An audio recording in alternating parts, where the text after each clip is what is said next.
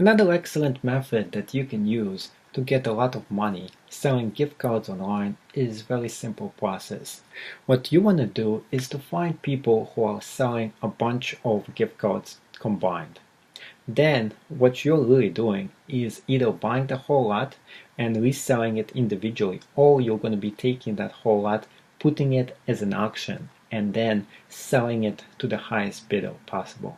So with method 1, what you want to look for is very collectible cards, such as those created by Disney.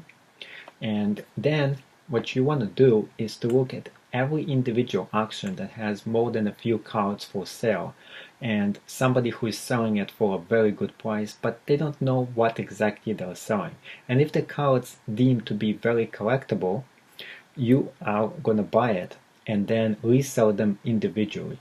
So what can happen is if somebody is selling a bunch of those cards at the same exact time, they sometimes make a mistake, and instead of knowing the value of each of those cards, they sometimes don't. They just want to get rid of it. And when they do, sometimes they sell a vintage card in the whole collection, or even every single one of those cards could be very, very valuable as well.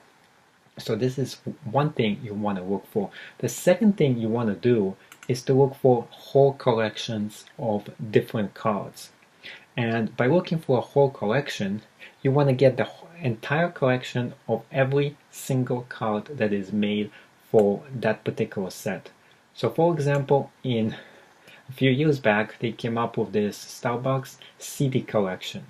And with the CD card collection, they came out every single version of different cities of United States. And every one of those cards represented a different city.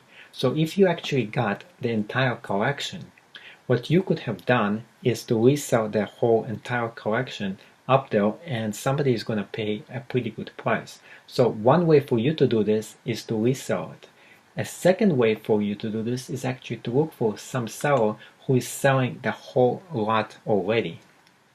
And if you find somebody who is selling a bunch of those cards combined, what you're actually doing, you're buying off the same cards from that particular seller and then putting the same exact listing on an auction.